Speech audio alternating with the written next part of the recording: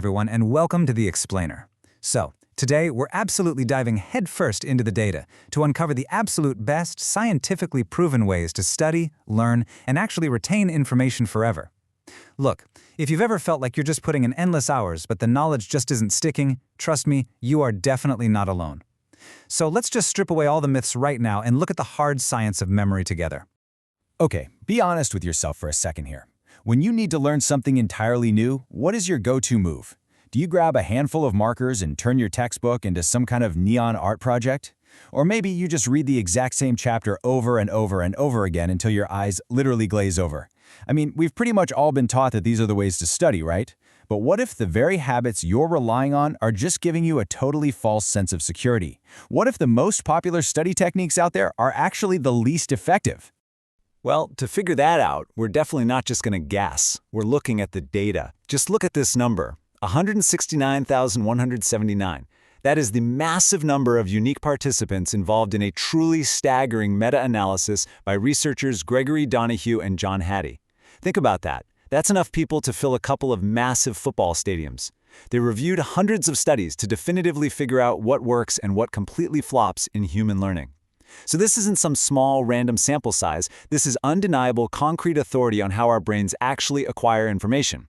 All right, so here is our roadmap for today. 1. The ultimate learning meta-analysis. 2. Champion 1, practice testing. 3. Champion 2, distributed practice. 4. Moving into long-term memory. And 5. Actionable tips for learners. Let's get into it. Section 1. The ultimate learning meta-analysis. Ranking the top 10 study techniques. Okay, so Donoghue and Hattie evaluated 242 different studies, basically categorizing 10 super common learning techniques into high, moderate, and low utility. And they did this based on their effect size, which you can just think of as a score measuring how much of a real-world impact a technique actually makes. Now check out that low support level at the very bottom. Highlighting, rereading, and summarizing. Crazy, right? These generate an effect size hovering right around 0.44 to 0.47. According to the researchers, these methods have pretty limited benefits. The effects fade fast, and they just don't give you the best bang for your buck. But look up at the top tier. Our high-utility champions, distributed practice with a massive 0.85 effect size and practice testing at 0.74. These right here, these are the real engines of true learning. Moving on to Section 2. Champion 1, practice testing, retrieval over review. Let's look at how practice testing actually builds that incredible 0.74 effect size. And hey, when I say testing, please do not panic. I am not talking about those high-stakes standardized exams that make your palms sweat. Practice testing is all about low-stakes retrieval. It's really any activity where you try to just pull the information out of your own head, reproduce it, and then evaluate your answer against the real one to get that crucial feedback. Flashcards, doing a few practice problems, or honestly just closing your book and seeing what you can rattle off from memory. These are fantastic examples of how to quickly use these techniques to improve learning outcomes. And this really brilliantly illustrates the huge difference between passive and active studying. So on the left, rereading is totally passive. It creates what we call an illusion of competence. You know the feeling. You read it, it feels super familiar, and you think, oh yeah, I completely know this. But actually, familiarity is not memory. On the right, practice testing is completely active. The data shows it actively helps your brain mentally organize information, which massively enhances long-term memory retention.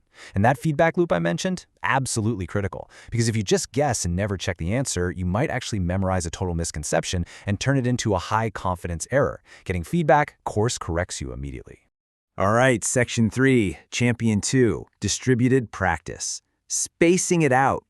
Now, what's genuinely fascinating about our second champion is how it uses the element of time to hit that huge 0.85 effect size. This timeline shows what distributed practice, or spaced practice as it's sometimes called, actually looks like in the real world. So instead of doing that brutal 6-hour cram session the night before a huge presentation, you just spread those 6 hours out.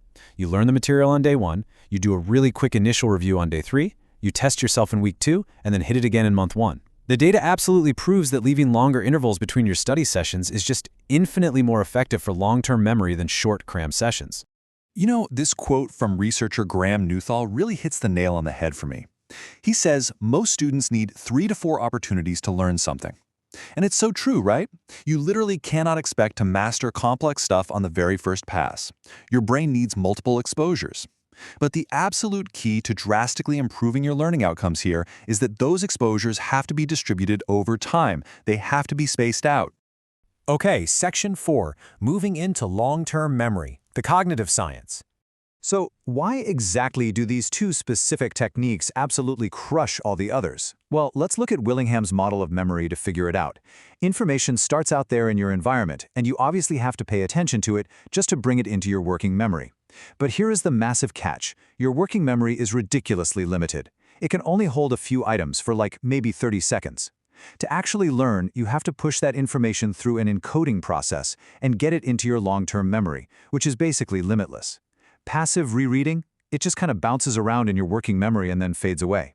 But this is exactly how distributed practice and practice testing enhance long-term memory retention.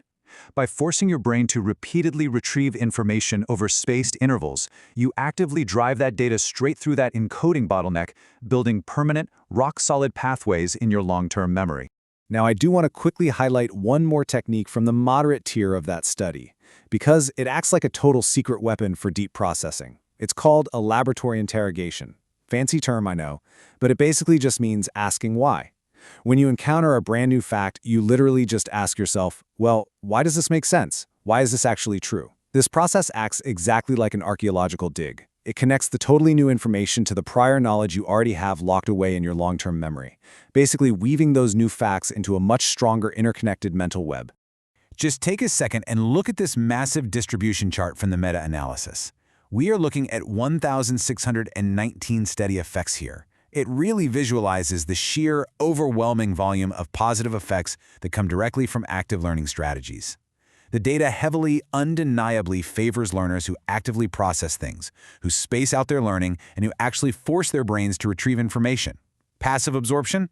It simply doesn't even come close to competing with active engagement. And finally, Section 5, Actionable Tips for Learners, your blueprint for mastery. Okay, so let's translate all of this dense academic data into the real what's in it for me factor. If you want to use these techniques to completely transform and improve your learning outcomes, here is your exact blueprint. Step 1. Build a study planner to actually leverage distributed practice. Seriously, stop cramming. Just schedule your reviews out over days and weeks. Step 2. Create your own self-generated flashcards or practice questions. Force yourself to pull that info out of your brain. Step 3. Always seek corrective feedback immediately. Check your answers right away so you don't accidentally memorize your mistakes. And Step 4. Elaborate. Just constantly ask yourself why to anchor those new concepts to things you already know. You combine these 4 steps, and I promise you, you have an unstoppable learning routine. So it really comes down to a choice. The data is crystal clear, the science is completely proven, and you literally have the blueprint right in front of you. Are you going to keep wasting your valuable time passively rereading and painting your textbooks with neon highlighters? Or are you going to step up and use practice testing and distributed practice to actually build incredible long-term memory? The tools are right here, folks. So go out there, totally optimize your learning, and start practicing like a true memory champion. Thanks so much for joining me on this explainer, and I'll catch you in the next one.